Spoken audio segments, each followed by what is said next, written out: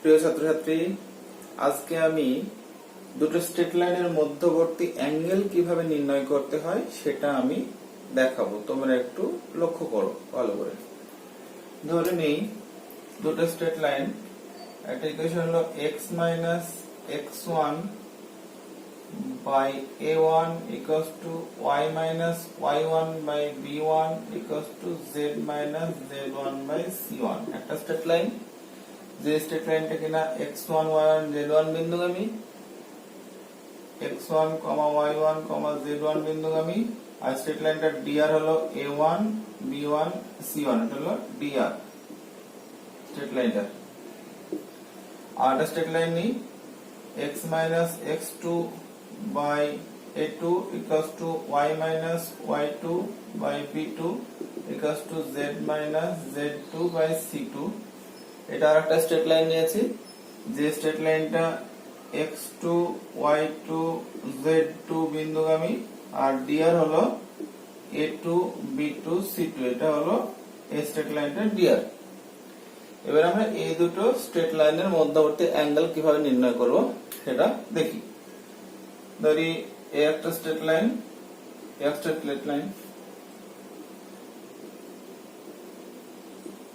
এখন আমাকে এই অ্যাঙ্গেলটা নির্ণয় করতে হবে, তাই তো? এবার এই স্ট্রেট লাইনটা ধরি এই ইকুয়েশনটা, এই স্ট্রেট লাইনটা ধরি এই ইকুয়েশনটা।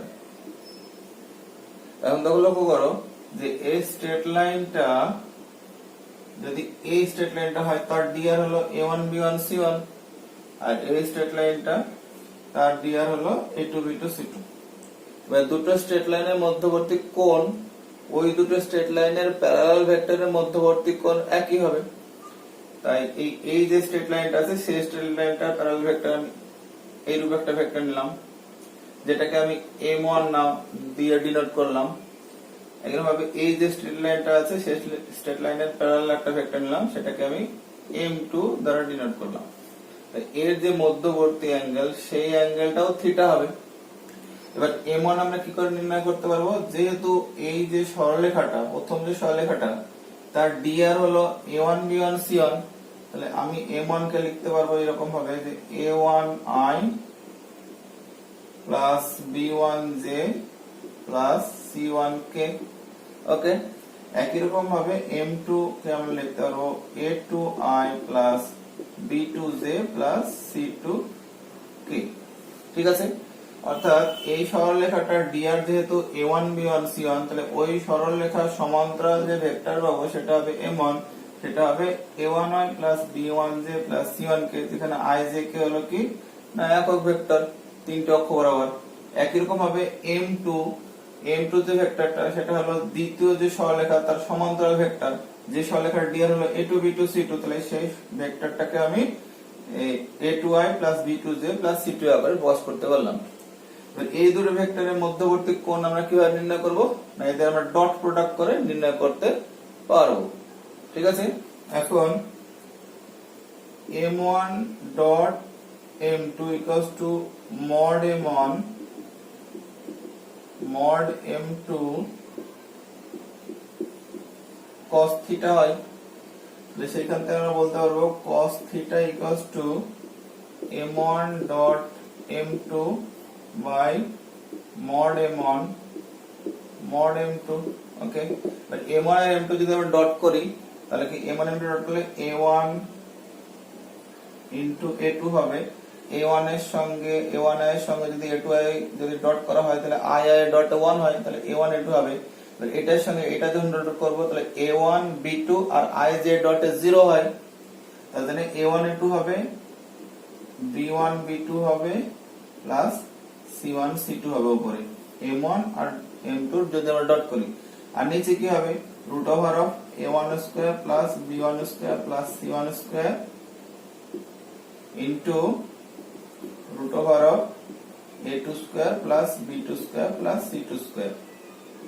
তাহলে এটাই হয়ে যাবে cos থিটার ফর্মুলা, যেখান থেকে আমি ওই দুটো ভেক্টরের মধ্যবর্তী কোণ অর্থাৎ ওই দুটো স্ট্রেট লাইনের মধ্যবর্তী কোণ আমরা নির্ণয় করতে পারবো খুব সহজেই।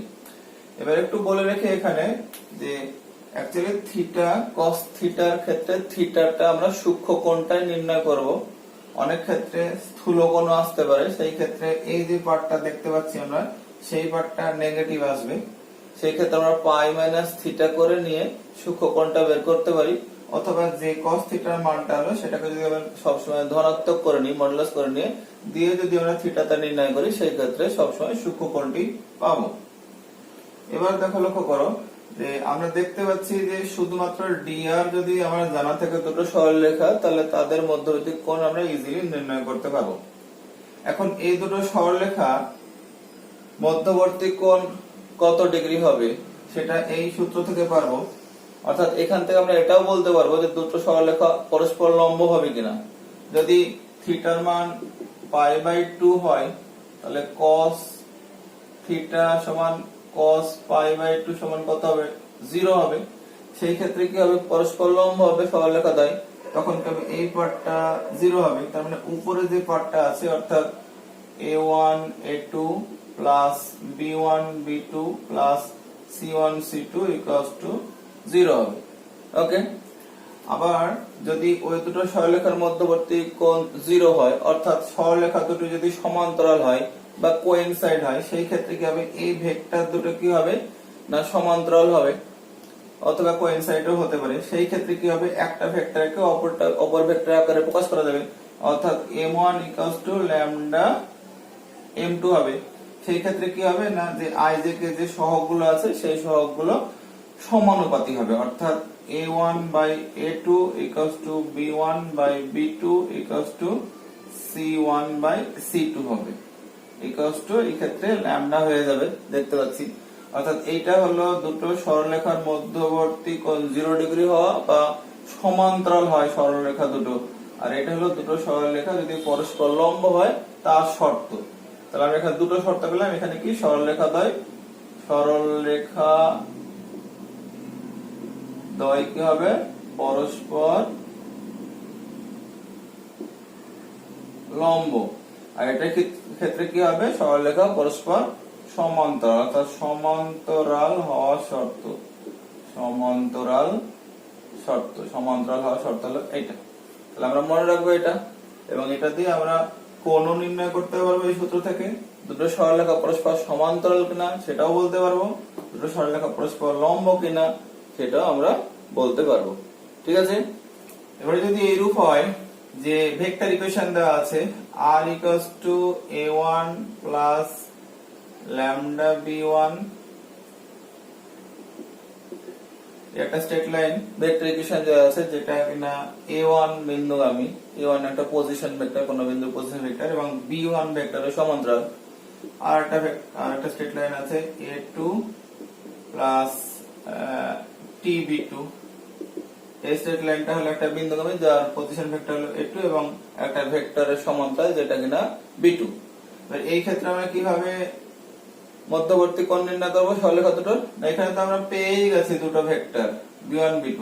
b1 ভেক্টরটা হলো প্রথম সরলরেখার সমান্তরাল, আর b2 ভেক্টর হলো দ্বিতীয় সরলরেখার সমান্তরাল। তাহলে আমাকে আলাদা করে নতুন করে ভেক্টর তৈরি করতে হচ্ছে না। এই ক্ষেত্রে খুব সহজেই একই রকম ভাবে করব। cos θ কি হবে এই ক্ষেত্রে? b1 dot b2 by mod b1 mod b2। তাহলে b1 b2 আমি সরলরেখার সমীকরণ থেকে পেয়ে যাব।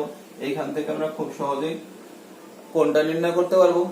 আর এই b1 ডট b2 যদি 0 হয় তাহলে পরস্পর লম্ব হবে সরলরেখা, আর যদি b1 λ b2 হয়, অর্থাৎ একটা ভেক্টরকে যদি আরেকটা ভেক্টরের আকারে প্রকাশ করতে পারি, অর্থাৎ সমান্তরাল যদি প্রকাশ করতে পারি, তাহলে কি হবে? ওই দুটো সরলরেখাও সমান্তরাল হবে। ঠিক আছে, এবারে আমি একটা एग्जांपल নিয়েছি। দুটো স্ট্রেট লাইন, তাহলে x plus 1/1 equals to y minus 4/1 equals to z minus 5/2, আর straight line x plus 3/3 equals to y minus 2/5 equals to z plus 5/4। তো প্রথম স্ট্রেট লাইনটার dr হলো 1 1 2, দ্বিতীয় স্ট্রেট লাইনটি হলো 3 5 4। আমি আগে বলেছি যে দুটো স্ট্রেট লাইনের যদি dr জানতে পারি তাহলে খুব সহজে আমরা তাদের মধ্যবর্তী কোণ নির্ণয় করতে পারবো। তাহলে প্রথম সরলরেখার dr কি না 1 1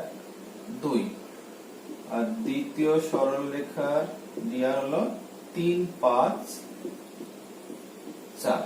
ওকে, আমাকে সরলরেখাটি কোন বিন্দু দিয়ে যাচ্ছে সেটা দেখার দরকার নেই, শুধুমাত্র ডিআর গুলো আমি নেব। তাহলে এবার এই দুটো সরলরেখার মধ্যবর্তী কোণ যদি থিটা হয়, তাহলে cos থিটা সমান কি হবে? আগে যে সূত্রটা দেখালাম সেখান থেকে পাবো 1 into 3 plus 1 into 5 plus 2 into 4 by root over of 1 square plus 1 square plus 2 square into একসঙ্গে করে দিতে পারি ইনটু দিয়ে 3 square plus 5 square plus 4 square। ওকে, এটা সমান কি হচ্ছে? উপরে হচ্ছে 3, 5, 4 2 8 আর নিচে হচ্ছে 2 আর 4 দিয়ে 6 ইনটু 9 আর তাছাড়া 16, 25, 25, 25, 50। উপরে আসছে 5 3 8, 8 16 আর নিচে আসছে 2 into 3 into 5 into 5 into 2, তাহলে আসছে 16 by 2 into 5 root 3, তার মানে হচ্ছে 8 by 5 root 3। অতএব থিটা সমান হয়ে যাবে cos ইনভার্স 8 by 5 root 3। তাহলে এটাই হয়ে যাবে ওই সরলরেখার মধ্যবর্তী, ওই সরলরেখা দুটোর মধ্যবর্তী কোণ। আরো একটা एग्जांपल নিয়েছি, এখানে দুটো স্ট্রেট লাইন দেওয়া আছে এবং বলা আছে যে যদি পরস্পর লম্ব হয় তাহলে ল্যামডার মান কত হবে। প্রথম সমীকরণে একটা আননোন আছে 2 ল্যামডা, দ্বিতীয় সমীকরণে ল্যামডা আছে। এই দুটো সরলরেখা পরস্পর লম্ব, তাহলে ল্যামডার মানটা আমরা নির্ণয় করব। তো প্রথমে এই সরলরেখাটাকে, প্রথম যে সরলরেখাটা সেটাকে সঠিকভাবে লিখে নিই। তো এইটা ইমপ্লাই করবে, দেখো লক্ষ্য করে এখানে 1 মাইনাস x আছে, কিন্তু সরলরেখা x মাইনাস x1 আকারে থাকে, তো আমরা x মাইনাস x1 আকারে লিখবো। তাহলে x মাইনাস 1 বাই নিচে তাহলে মাইনাস 3 দিয়ে দেবো ইকুয়ালস টু একই রকম এখানে y এর সহগ 7 আছে, y এর কোনো সহগ থাকবে না, অর্থাৎ 7টা আমি কমন নিয়ে নেব। তাহলে কি হবে, বা 7 দিয়ে যদি ভাগ করে দিই উপর নিচে, তাহলে কি হবে না y minus 2 by 2 lambda by 7। Okay, একই রকম ভাবে এখানেও কি করব, উপর নিচে 5 দিয়ে ভাগ করে নেব, তাহলে কি হবে z মাইনাস 2 বাই 11 বাই 5। একই রকম ভাবে 2 নম্বর দ্বিতীয় যে সমীকরণটা আছে সেটাকেও আমরা সঠিকভাবে লিখে নেব সমীকরণটাকে। এটা ইমপ্লাই করবে, দেখো লক্ষ্য করো 7 মাইনাস 7x আছে, এর x টা আগে থাকতে হবে, তাই মাইনাস 7 দিয়ে উপর নিচে ভাগ করে দেব, তাহলে হবে x minus 1 by 3 lambda by minus 7। না, এখানে y মাইনাস 5 ঠিকই আছে, তাহলে আমরা যা আছে তাই রেখে দেব, y মাইনাস 5 বাই 1। এই ক্ষেত্রে 6 মাইনাস z আছে, তাই ঘুরে লিখবো, অথবা মাইনাস 1 দিয়ে গুণ করবো, অর্থাৎ z মাইনাস 6 বাই মাইনাস 5। এবার এই দুটো সমীকরণ পরস্পর লম্ব হওয়ার শর্ত কি? তাদের ডিআর গুলোর গুণফলের যোগফল 0 হবে।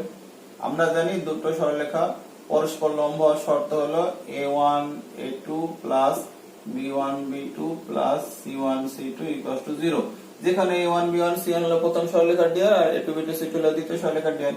তাহলে প্রথম যে সরলরেখার আমি ডিআর পাচ্ছি, তাই প্রথম সরলরেখার ডিআর কি পাচ্ছি না মাইনাস 3 2 ল্যামডা বাই 7 11 বাই 5। আর দ্বিতীয় সরলরেখার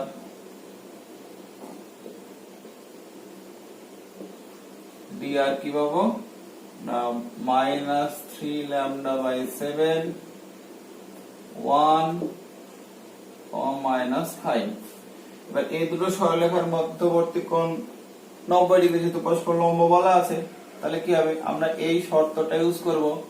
অতএব minus 3 into 3 lambda by 7 minus plus এটার সঙ্গে এটা গুণ হবে, অর্থাৎ 2 lambda by 7 into 1 plus 11 by 5 into minus 5 equals to 0, যেটা ইমপ্লাই করবে 9 ল্যামডা বাই 7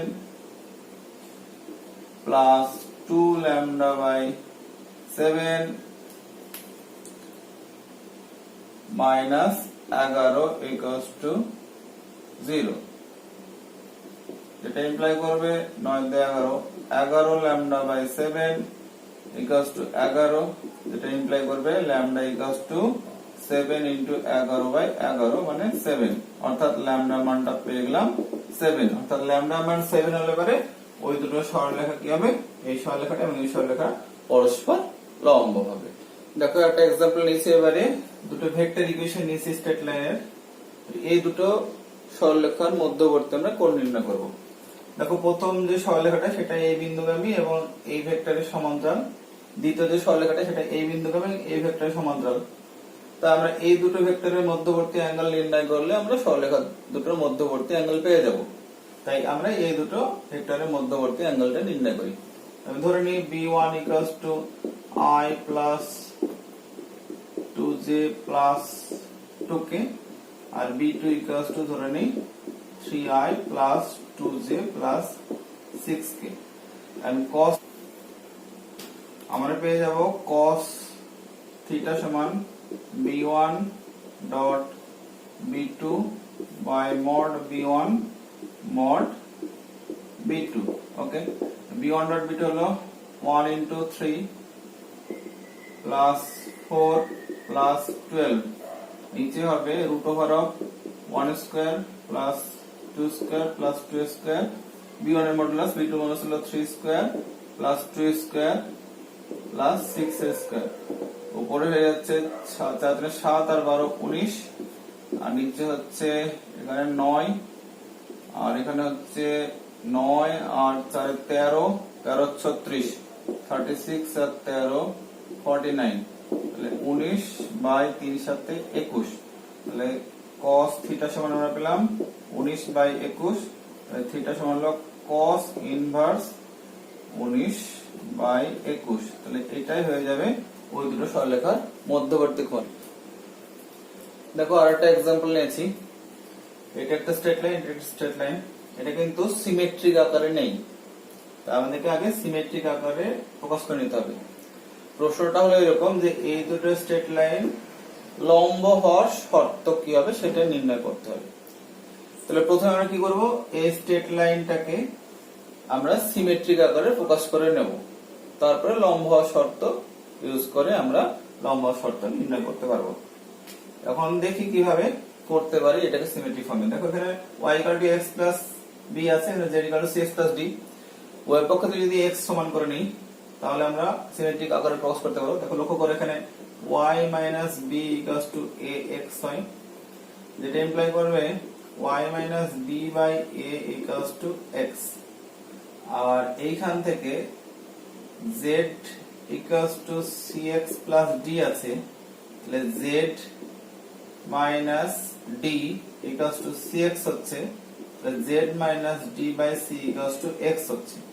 এই দুটো সমীকরণ থেকে আমরা লিখতে পারি যে x = y - b / a = z - d / c, এটা ইমপ্লাই করবে x - 0/1 লিখতে পারি y - b / a = z - d / c। একরকম ভাবে ওই সরলরেখাটাও সিমেট্রিক ফর্মে প্রকাশ করতে পারবো। এখানে y = বের করলে সুবিধা হবে, তাহলে x - q = py হবে, যেটা ইমপ্লাই করবে x - q / p = y। একই রকম ভাবে এই ক্ষেত্রে z - s = ry হবে, z - s / r = y হবে।